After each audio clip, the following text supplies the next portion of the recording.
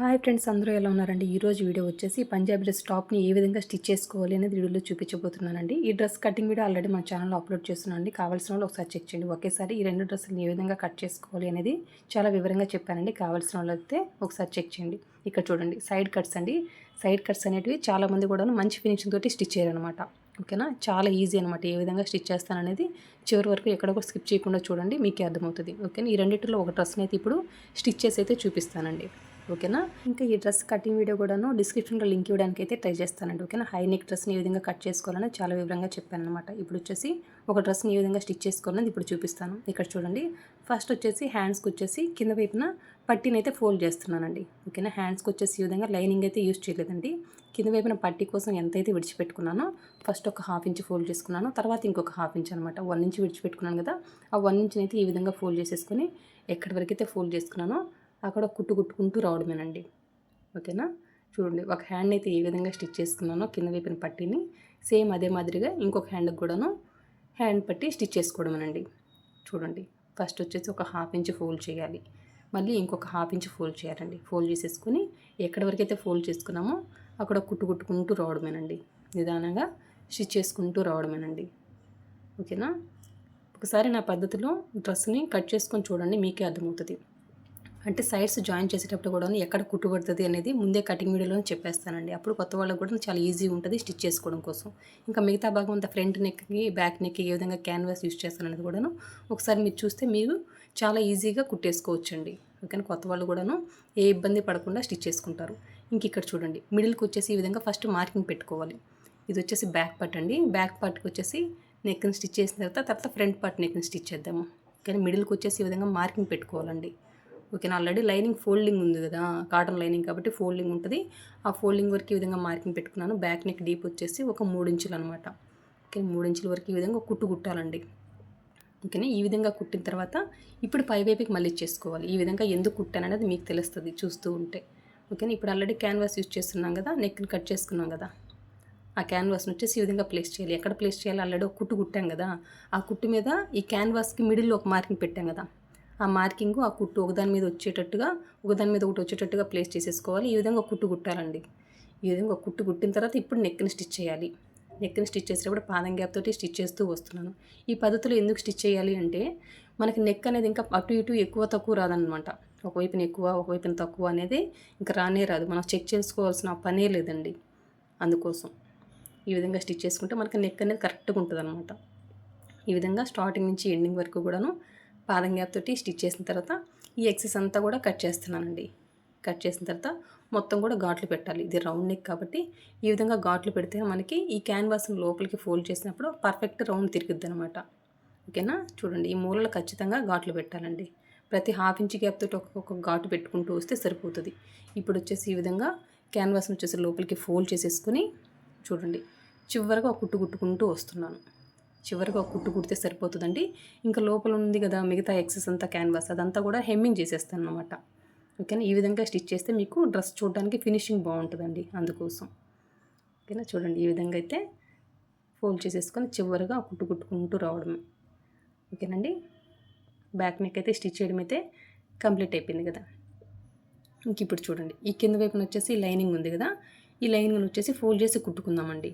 ఓకేనా, గమ్ పెట్టేసుకున్నాను కాబట్టి కొంత భాగం అయితే గమ్ము అంతవరకు తీసేసాను అనమాట. ఒరిజినల్ లైనింగ్కి గమ్ పెట్టేసుకున్నాను, అంతవరకు కొంతవరకు తీసేసుకొని ఇప్పుడు ఈ విధంగా ఫస్ట్ ఒక హాఫ్ ఇంచ్ ఫోల్డ్ చేసేసుకొని మళ్ళీ ఇంకొక హాఫ్ ఇంచ్ ఫోల్డ్ చేసేసుకొని ఈ విధంగా ఎక్కడి వరకు అయితే ఫోల్డింగ్ చేసుకున్నామో అక్కడ వరకు ఒక కుట్టుకుంటూ రావడమేనండి. ఈ విధంగా 2 ఫోల్డింగ్స్ చేయాలన్నమాట.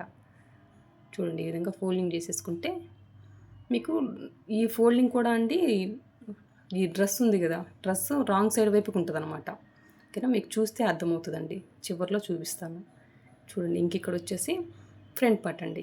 ఫ్రంట్ పార్ట్కి కూడా సేమ్ ఇంతకు ముందైతే ఏ విధంగా లైనింగ్కి మిడిల్ పార్ట్ మార్కింగ్ పెట్టుకున్నామో ఈ ఫ్రంట్ పార్ట్కి కూడా ఈ విధంగా మార్కింగ్ పెట్టుకోవాలండి. ఈ విధంగా మిడిల్కి ఒక మార్కింగ్ పెట్టుకుని ఆ మార్కింగ్ మీదే ఒక కుట్టామనుకోండి, మనకి పై వైపున ఒరిజినల్ వైపున కదా మనం ప్లేస్ చేస్తాము క్యాన్వాస్ని, అప్పుడు ఆ కుట్టు మీదే క్యాన్వాస్ని ప్లేస్ చేస్తాం అనమాట. క్యాన్వాస్కి కూడా మిడిల్కి ఒక మార్కింగ్ పెట్టుకుంటాం కదా, ఇప్పుడు ఈ కుట్టు మీదే ఆ క్యాన్వాస్ని ప్లేస్ చేసేసుకుని ఆ తర్వాత మనం ఒక కుట్టామనుకోండి, జాయిన్ చేసుకున్నాం అనుకోండి, అప్పుడు మనకి నెక్ అనేది అటు ఇటు పక్కకు జరిగిపోదు అనమాట. ఓకేనండి, ఫ్రంట్ నెక్ డీప్ ఎంతో అంతవరకు మార్కింగ్ పెట్టేసుకొని ఈ విధంగా ఈ మార్కింగ్ మీద ఒక కుట్టు కుట్టుకుంటూ వస్తున్నానండి. చూడండి ఈ విధంగా ఒక కుట్టు కుట్టేసిన తర్వాత ఇప్పుడు పైవైపుకి మళ్ళీ చేసుకోవాలన్నమాట. పైవైపుకి మళ్ళీ చేసుకొని ఇప్పుడు ఇక్కడ క్యాన్వాస్ని ప్లేస్ చేసుకోవాలి. క్యాన్వాస్కి వచ్చేసి ఆల్రెడీ ఏ విధంగా స్టిచ్ చేస్తాను అనేది అయితే చూపించలేదండి. కటింగ్ వీడియో అయితే కటింగ్లో అయితే చెప్పున్నాను ఏ విధంగా కట్ చేసుకోవాలి ఈ క్యాన్వాస్ నెక్ని అనేసి. చూడండి ఈ క్యాన్వాస్కి కూడా మిడిల్లో మార్కింగ్ పెట్టుకున్నాం కదా, ఆ మార్కింగ్ ఆల్రెడీ డ్రెస్ మీద కుట్టు ఉన్నాం కదా, ఆ కుట్టు ఈ రెండు ఒకదాని మీద ఒకటి ప్లేస్ చేసేసుకోవాలి. ఇప్పుడు కుట్టు మీద కుట్టు రావాలండి. ఓకేనా, కుట్టు మీద కుట్టుకు రాకుండా పక్కకు వచ్చిందనుకోండి మళ్ళీ మీరు ఈ క్యాన్వాస్ని కుట్టిప్పేసి మళ్ళీ నీట్గా ఆ కుట్టు మీద కుట్టు వచ్చేటట్టుగా మళ్ళీ కుట్టుకోవాలి. ఎందుకండి ఈ పద్ధతి అంటే మనకి ఆ కుట్టు మీద కుట్టు రాలేదనుకోండి నెక్ అనేది ఒకవైపుకి ఎక్కువ తక్కువ వచ్చే ఛాన్స్ ఉంటుంది, అందుకోసం. ఓకేనా, బ్యాక్ నెక్ ఏ విధంగా పాదం గ్యాప్ తోటి స్టిచ్ చేసామో ఫ్రంట్ నెక్ కూడా అంతేనండి, పాదం గ్యాప్ తోటి స్టిచ్ చేయాలన్నమాట. ఇంకా స్టార్టింగ్ నుంచి ఎండింగ్ వరకు కూడాను పాదం గ్యాప్ తోటే స్టిచ్ చేసుకుంటూ రావాలండి. కానీ ఈ కస్టమర్ వచ్చేసి ఫ్రంట్ బ్యాక్ రెండు డ్రెస్సులకి ఒకే నెక్లు అడిగారు అనమాట. ఓకేనా, బ్యాక్ వచ్చేసి హై నెక్ పెట్టేయమన్నారు, ఫ్రంట్ వచ్చేసి ఈ విధంగా ఈ నెక్ని స్టిచ్ చేయమన్నారండి రెండు డ్రెస్సులకి. ఓకేనా, ఇక్కడ చూడండి ఈ విధంగా స్టిచ్ చేసిన తర్వాత ఇప్పుడు ఎక్సెస్ అంతా కూడా కట్ చేసేయడమేనండి. ఆ పావించి ఉంది కదా, ఆ పావించి విడిచిపెట్టుకుంటూ నేను ఈ ఎక్సెస్ భాగాన్నంతా కట్ చేస్తున్నాను, అంతేగాని కుట్టు చివరి వరకు కట్ చేయకూడదండి. మీరు గమనిస్తున్నారు కదా, మీకు చూస్తే అర్థమవుతుంది. ఆ పావించి విడిచిపెట్టుకునే ఈ విధంగా ఎక్సెస్ అంతా కట్ చేశాను. ఇప్పుడు ఈ పావించి అంతా ఉంది కదా ఈ ఖర్చు, ఇదంతా కూడా ఈ విధంగా ఘాట్లు పెట్టేసుకుంటున్నానండి. ఈ విధంగా ఘాట్లు పెట్టుకుంటేనే మనకు వచ్చేసి ఈ క్యాన్వాస్ని లోపలికి ఫోల్డ్ చేసుకున్నప్పుడు పర్ఫెక్ట్ నెక్ షేప్ వస్తుంది అనమాట. మనం ఏ నెక్ షేప్ కట్ చేసామో అదే నెక్ షేప్ వస్తుందండి క్యాన్వాస్ యూజ్ చేయడం వల్ల. చూడండి ఇప్పుడు వచ్చేసి ఈ క్యాన్వాస్ని ఈ విధంగా లోపలికి ఫోల్డ్ చేసేసుకొని చివరిగా ఒక కుట్టు కుట్టేస్తున్నాను. ఇంక లోపల ఉంది కదా ఎక్సెస్ అంతటికి కూడాను హెమ్మింగ్ చేసేస్తానండి. హెమ్మింగ్ చేసేస్తే మనకి ఫినిషింగ్ చూడడానికి బాగుంటుంది, అందుకోసం. చూడండి ఈ విధంగా ఫోల్డ్ చేసుకొని కుట్టుకుంటూ రావడమే. ఇక్కడ ఈ డ్రెస్లో వచ్చేసి క్లాత్ చాలా తక్కువ ఉందండి. ఓకేనా, క్లాత్ అయితే చాలా తక్కువ ఉంది, అందుకని ఫ్రంట్ నెక్ కూడాను కొంచెం పక్క జరిగినట్టుంది. ఇక్కడ డిజైన్ వచ్చింది కదా ఈ ప్యాచ్ వర్క్ లాగా, అదంతా కూడా కొంచెం పక్క జరిగినట్టుంది. ఇంకా మన క్లాత్ హ్యాండ్స్ తగ్గిపోతుంది కాబట్టి వాళ్ళు ఎల్బో హ్యాండ్స్ అడిగారు అనమాట. ఓకేనా, 3/4 హ్యాండ్స్ అడిగారు. మనకు క్లాత్ తక్కువ ఉంది కాబట్టి నేను ఎల్బో హ్యాండ్స్ ఇంకా తక్కువే వస్తుంది అనమాట హ్యాండ్స్. ఓకేనా, మన క్లాత్ తక్కువ ఉండడం వల్ల ఈ మాదిరిగా ఈ ప్యాచ్ అనేది కొంచెం పక్క జరిగింది, అంతేనండి. ఓకేనా, చూడండి ఈ ఫ్రంట్ నెక్ ఉన్న ఈ డిజైన్ గురించి చెప్తున్నా. ఈ విధంగా క్యాన్వాస్ లోపలికి ఫోల్డ్ చేసేసుకొని చివరిగా ఒక కుట్టు కుట్టుకుంటూ రావడమేనండి.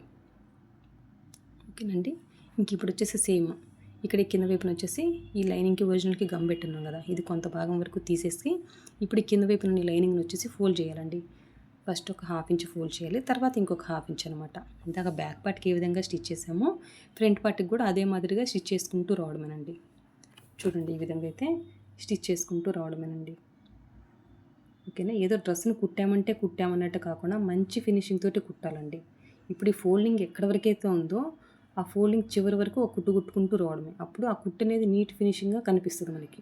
ఏదో కుట్టు అనేది వంకర టింకర్గా కుట్టామనుకోండి మనకి ఫినిషింగ్ బాగుండదు అనమాట.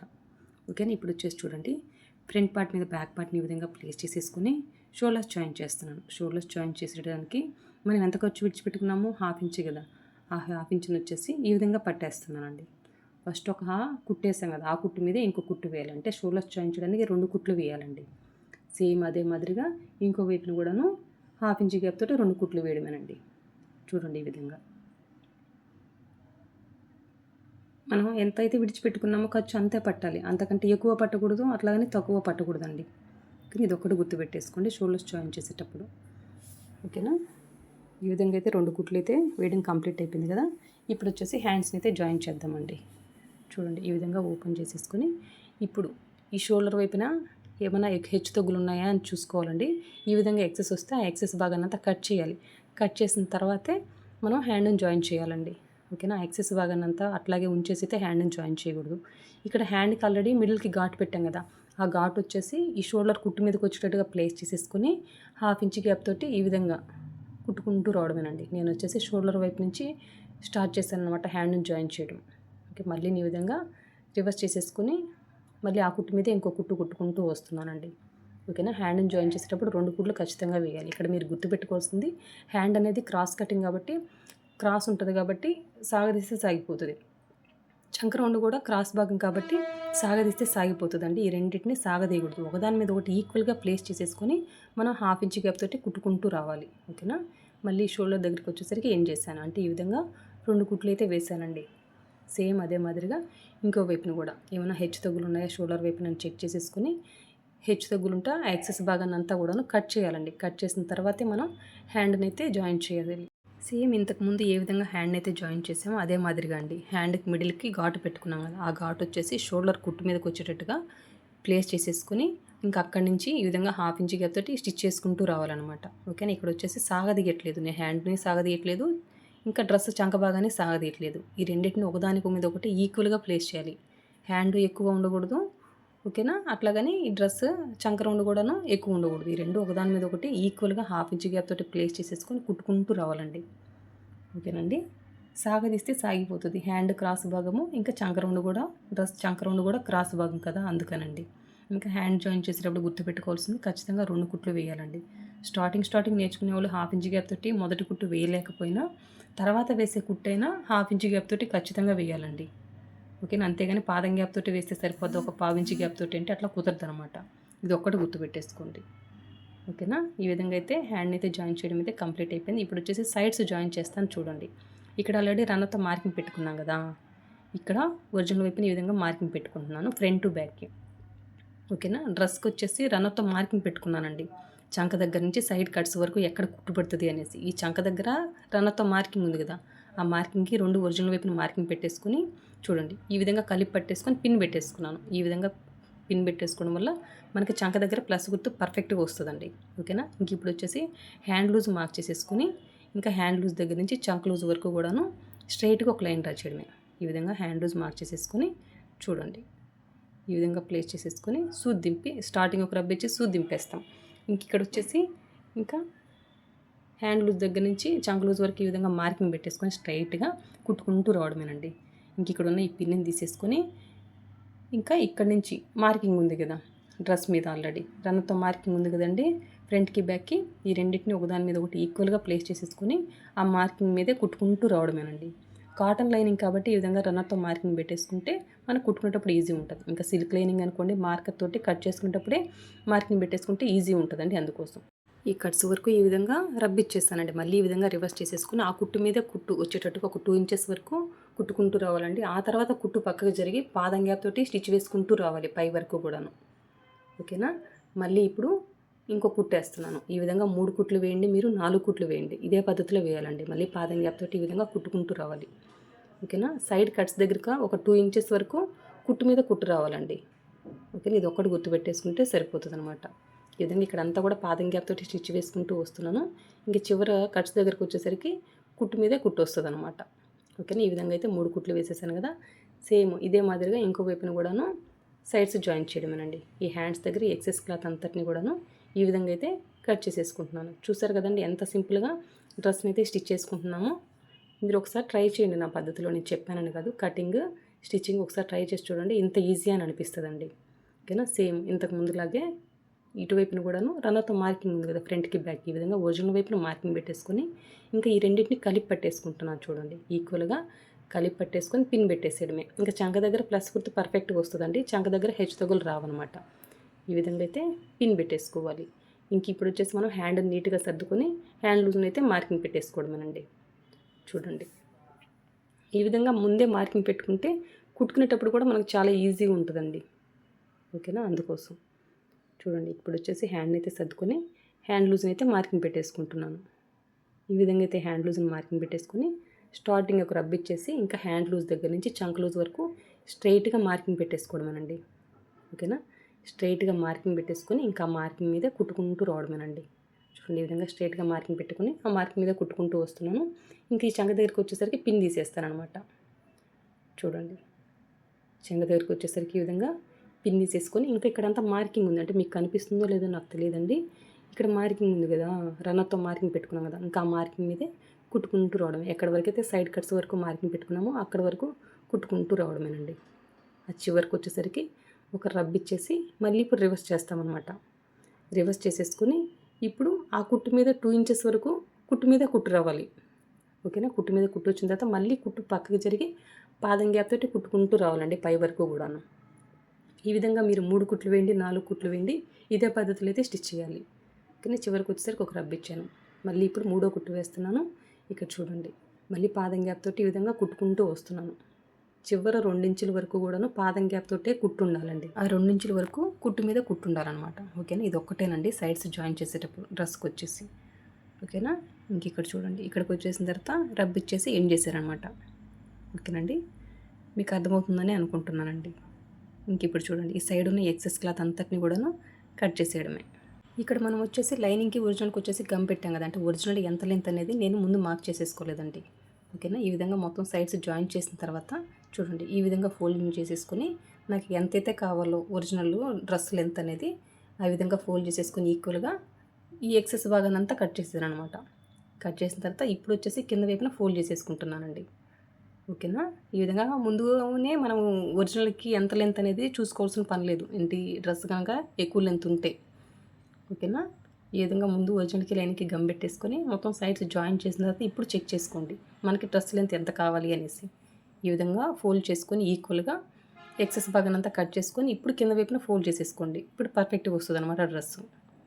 చూడండి, కింద వైపున వచ్చేసి ఫస్ట్ ఒక 1/2 ఇంచ్ ఫోల్డ్ చేశాను, మళ్ళీ ఇంకొక 1/2 ఇంచ్ ఫోల్డ్ చేసేసుకొని ఎక్కడైతే ఫోల్డింగ్ ఉందో అక్కడ వరకు కుట్టు కుట్టుకుంటూ వస్తున్నానండి. ఈ విధంగా 2 వైపులా కింద వైపున ఫోల్డ్ చేసుకున్న తర్వాత నేను సైడ్ కట్స్ ఏ విధంగా స్టిచ్ చేసుకోవాలనేది అయితే చెప్తానండి.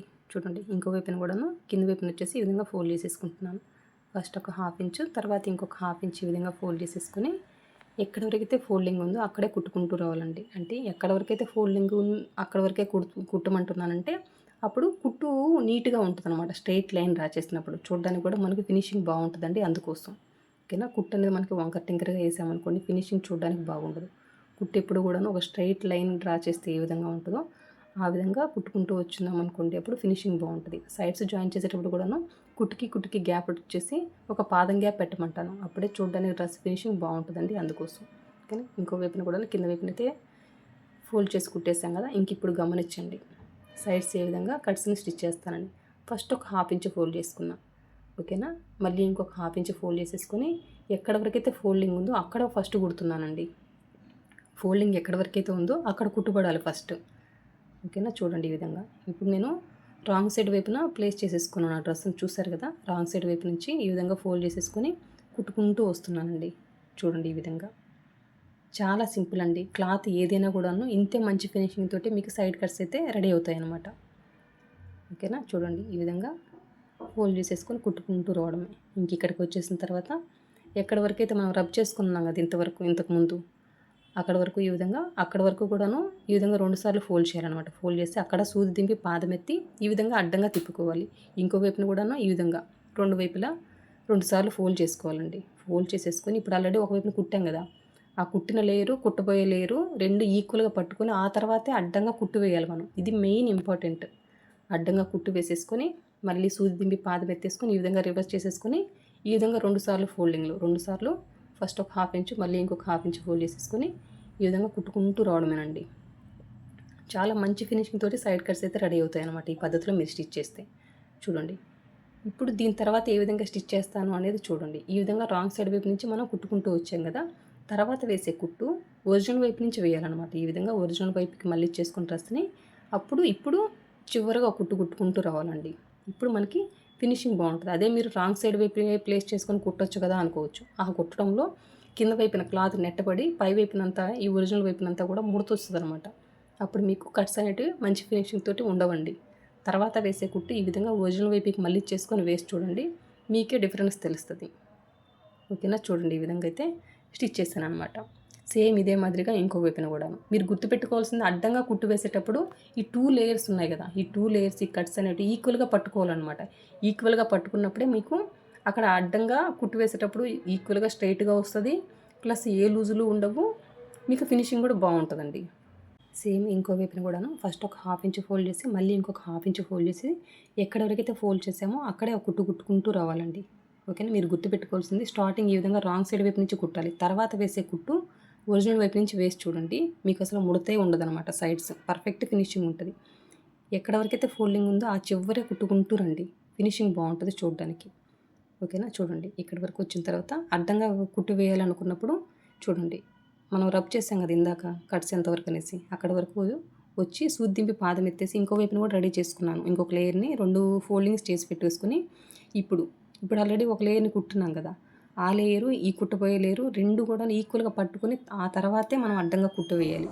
ఓకేనండి. అడ్డంగా అప్పుడు కుట్టు వేస్తే మనకి సైడ్ వచ్చేసి చూడడానికి పర్ఫెక్ట్ ఫినిషింగ్ ఉంటుందన్నమాట. ఓకేనా. చూడండి ఇంకో వైపున కూడా ఈ విధంగా 2 హాఫ్ ఇంచులు అయితే ఫోల్డ్ చేసేసుకొని ఈ విధంగా కుట్టుకుంటూ రావడమేనండి.